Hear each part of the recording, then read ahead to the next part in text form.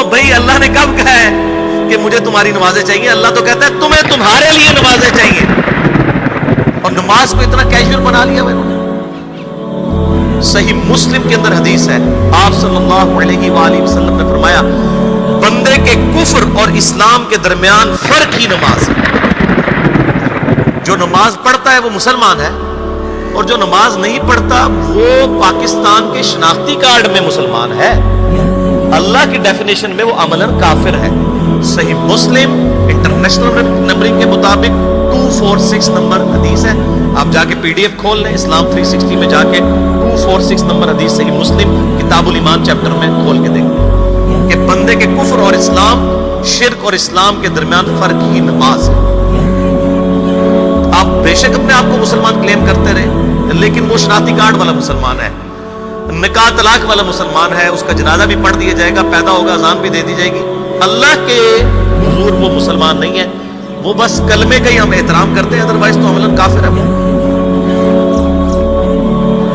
اسی طریقے سے جامعہ ترمذی میں حدیث ہے، سنن نسائی کے اندر حدیث ہے، سنن ابن ماجہ کے اندر حدیث ہے کہ آپ صلی اللہ علیہ وآلہ وسلم نے فرمایا جس نے نماز چھوڑ دی گویا اس نے کفر کیا. من ترک الصلاۃ متعمدا فقد کفر. اس سے زیادہ اور کیا سخت بات کی جائے کہ کسی کو یقین آئے کہ جس نے جان بوجھ کے نماز چھوڑ دی اس نے کفر کیا. اب جان بوجھ کے یہ نہ سمجھیے گا کہ جی میں بال بچیاں دے وہ کمائی کرتا رہنا تھا، منو ٹائم نہیں ملتا. جان بوجھ کی ڈیفینیشن بھی نبی علیہ السلام نے بخاری اور مسلم میں موجود ہے کہ اگر کوئی شخص بے ہوش ہو جاتا ہے یا سویا رہ جاتا ہے، یہ دو آپشنز ہیں، یا تیسرا آپشن ہے وہ بھول جاتا ہے، تو جیسے یاد آئے اسی وقت وہ والی نماز پڑھتا ہے. لیکن جو شخص دنیا کو ٹاپ پرائورٹی مانتا ہے، اپنا آفس چھوڑنے کے لیے تیار نہیں، اپنا کلینک چھوڑنے کے لیے تیار نہیں ہے، اور اپنی دکان چھوڑنے کے لیے تیار نہیں ہے نماز کے لیے، تو ظاہر ہے کہ وہ تو اپنے آپ کو دھوکہ دے رہا ہے. اللہ تعالیٰ تو اپنے معاملات کے اندر بالکل اسٹریٹ فارورڈ، بالکل یہ ذہن میں رکھ لیں. جامعہ ترمذی میں صحیح سند کے ساتھ موجود ہے، عبداللہ بن شفیق تابعی رحمہ اللہ تعالیٰ کہتے ہیں کہ صحابہ کرام علیہم رضوان صرف نماز کے چھوڑنے کو ہی اعمال میں سے کفر سمجھتے تھے. یعنی وہ کسی کو نماز پڑھتا ہوا دیکھتے تھے تو کہتے تھے یہ مسلمان ہے، اور کسی کو نماز پڑھتا ہوا نہیں دیکھتے تھے تو وہ کہتے تھے یہ کافر ہے.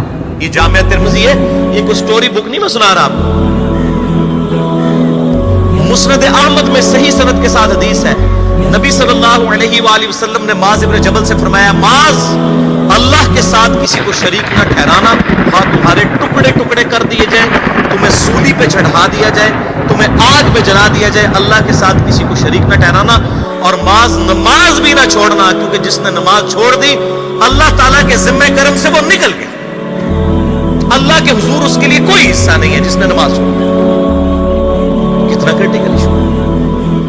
اور اسی طریقے سے مسند احمد میں یہ ایک اور حدیث ہے کہ آپ صلی اللہ علیہ وآلہ وسلم نے فرمایا جس شخص نے اپنی زندگی میں نماز کی حفاظت کی، قیامت والے دن وہ نماز اس کے لیے نور ہوگی، نجات ہوگی، اور اس کے حق میں دلیل ہوگی. اور جس نے نمازوں کی حفاظت نہیں کی اس کے لیے قیامت والے دن کوئی نجات، کوئی نور اور کوئی دلیل نہیں ہوگی، الٹا اس کا حشر قارون، فرعون اور ابی ابن خلف کے ساتھ ہوگا. ولیعوذ باللہ تعالی. یہاں تو ہم کہہ دیتے ہیں یا اللہ جو کچھ بھی ہے تیرے محبوب کی امت سے ہے، یعنی اے اللہ ہم نے تو اپنی اصلاح کوئی نہیں کرنی، ہمیں اسی طریقے سے ہی قبول کر لیں. ولیعوذ باللہ تعالی. اور کچھ ویسے علماء کا بھی اس میں بڑا برا کردار ہے کہ انہوں نے نماز کو بھی اتنا مشکل فرض بنا کے پیش کیا ہے کہ ایک عام آدمی کے لیے، اور جو دنیاوی معاملات کے اندر بھی انوالو ہے، اور کسی ایسی عورت کے لیے جس کے کئی بچے ہیں، مطلب اس روٹین کے اندر اس نماز کو مینج کرنا مشکل ہوتا ہے. ہمیں تو عشاء کی صرف 17 رکعتیں بتا دی گئی ہیں، حالانکہ 24 گھنٹے کے اندر ٹوٹل نماز کی رکعتیں 17 ہیں جن کی اکاؤنٹیبلٹی. اور میں یہ بڑے یعنی وثوق کے ساتھ ایک ذمہ دار مبلغ کی حیثیت سے یہ بات کر رہا ہوں. آپ صحیح بخاری اور صحیح مسلم کھول کے دیکھ لیں، فرض نمازوں کی تعداد جو ہے وہ 5 آئی ہے، اور ان کی رکعتوں کی تعداد بھی بیان ہو گئی ہے. فجر کے 2 فرض، ظہر کے 4 فرض، عصر کے 4، مغرب کے 3 اور عشاء کے 4. اور سفر میں سارے 2 فرض ہیں، مغرب کے 3. یہ ٹوٹل 17 رکھتے ہیں جن کی اکاؤنٹیبلٹی باقی جنہ گڑ پاؤ گے انہ میٹھا ہے، وہ ساری نفلی عبادت ہے. وہ بخاری اور مسلم دونوں میں حدیث ہے، جس نے فرض کے علاوہ 12 رکعتوں میں استقامت کی اور وہ 12 رکعتیں آپ صلی اللہ علیہ وآلہ وسلم نے پڑھ کے بھی بتائیں. اور امہات المومنین میں سے سیدہ عائشہ نے، سیدہ ام سلمہ نے، سیدہ ام حبیبہ رضی اللہ عنہن نے روایت بھی کی کہ 2 فجر سے پہلے، 4 زور سے پہلے، 2 زور کے بعد، 2 مغرب کے بعد، 2 عشاء کے بعد، یہ 12 سنت موقتہ. جس نے یہ پڑھی اسے جنت میں محل ملے گا. اگر کوئی نہیں پڑھتا تو گنہگاری والا معاملہ کوئی نہیں. اسی طریقے سے اس کے علاوہ ایک اور وطر کی نماز ہے جو سنت موقتہ ہے. وہ سیدنا مولا علی رضی اللہ تعالیٰ عنہ علیہ السلام کا قول ہے کہ وطر سنت ہے، سنت ہے، سنت ہے، مگر اسے مت چھوڑو. ہے سنت ہے لیکن تاکیدی ہے. آپ صلی اللہ علیہ وآلہ وسلم نے سفر میں بھی وطر اور فجر کی 2 سنتیں پڑھی ہیں، لیکن یہ صرف افضلیت کے اعتبار سے تاکیدی ہے، ان کی کاؤنٹیبلٹی کوئی نہیں ہے. البتہ یہ ضرور ہے، سنن ابی داؤد میں ایک حدیث ہے کہ جس کی قیامت والے دن فرضوں میں کوتاہی نکل آئے گی تو اللہ تعالیٰ فرمائے گا میرے بندوں کی جو نفلی اور سنت عبادت ہے اس کو تول لو اور فرضوں کے ایکویلنٹ قبول کر لو. تو آپ اگر یعنی سنتیں پڑھیں گے تو اس کے ایکویلنٹ نفلوں کی کوتاہی پوری ہو جائے گی. ادروائز اکاؤنٹیبلٹی اس کی کوئی نہیں ہے، یہ ذہن میں رکھیے گا. صحیح بخاری اور مسلم دونوں میں حدیث موجود ہے. ایک صحابی آئے، انہوں نے کہا یا رسول اللہ صلی اللہ علیہ وآلہ وسلم میں جنت میں جانا چاہتا ہوں، مجھے کوئی شارٹ کٹ بتا دیں. آپ صلی اللہ علیہ وآلہ وسلم نے فرمایا اسلام لانے کے بعد نماز، فرض نماز کو قائم رکھ.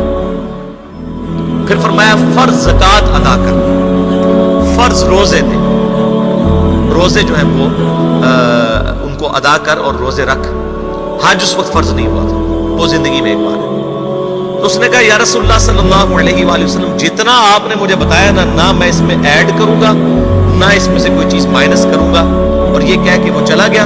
آپ صلی اللہ علیہ وآلہ وسلم نے فرمایا اگر کسی نے کسی جنتی شخص کو دیکھنا ہے تو اس کو دیکھ جو یہ کہہ کے گیا کہ میں فرض نماز سے زیادہ کوئی نماز نہیں پڑھوں گا، صرف فرض روزہ ہی رکھوں گا، فرض زکوٰۃ ہی رکھوں گا. اب روزہ اور زکوٰۃ میں تو ہمارے علماء کو اور عام پبلک کو بھی جو دیندار لوگ ہیں ان کو ہضم ہوتی ہے کہ کوئی شخص یہ نہیں کہتا کہ بھئی پیر اور جمعرات کا روزہ. صحیح مسلم میں حدیث ہے کہ آپ صلی اللہ علیہ وآلہ وسلم کے نفلی روزوں کی یہ روٹین تھی.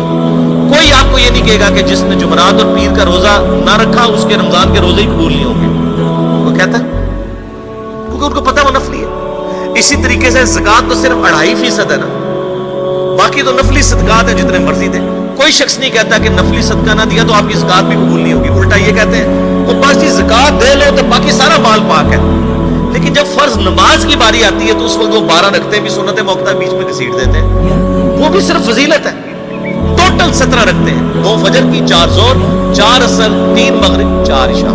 یہ میں کو اپنے لیے گراؤنڈ نہیں بنا رہا، میں تو الحمدللہ اس کے علاوہ بھی نفلی عبادت کرتا ہوں. لیکن میں بتا رہا ہوں خدا کے لیے لوگوں کو دین ایسا مشکل نہ پیش کریں کہ جو نبی علیہ السلام نے امت کو وہ دین نہیں دیا. اپنی مرضی سے انجیکٹ نہ کریں دین، لوگوں کے لیے مشکلات نہ کھڑی کریں، ان کو فرض نماز تک رکھیں. پھر انشاءاللہ کئی لوگوں کو میں نے اس نے نماز شروع کروائی، انہوں نے سنت نماز بھی، نوافل بھی شروع کر دی ہے. لیکن آپ کم از کم وہ ڈیٹم لیول تو اچیو کروائیں لوگوں کا. لیکن فرض نماز کی باری آتی ہے کہتے ہیں جی سنتے بھی حصہ ہیں. کہاں سے میرے بھائیوں سے؟ وہ 17 رکھتے ہیں، سنتیں پڑھیں گے ثواب ہے، نہیں پڑھتے گناہ کوئی نہیں. تو کم از کم فرض تو ادا کریں. اس کے لیے آپ کو ٹوٹل 24 گھنٹے میں میرا خیال ہے 40 منٹ بھی نہیں چاہیے فرض پڑھنے کے. تو اس کے اوپر تو استقامت کم از کم ہم اختیار کریں. اور چھوٹی چھوٹی جو نٹی گٹیز ہیں ان کو تو ہم نے اتنا فالو کیا ہوا ہے. اور فرض نماز کے بارے میں ہم اتنے کیجول ہو جاتے ہیں. تو یہ فرض نماز کی امپورٹنس اس حوالے سے ضروری تھی، اس لیے میں نے ساتھ ہی بیان کر دی. Subscribe.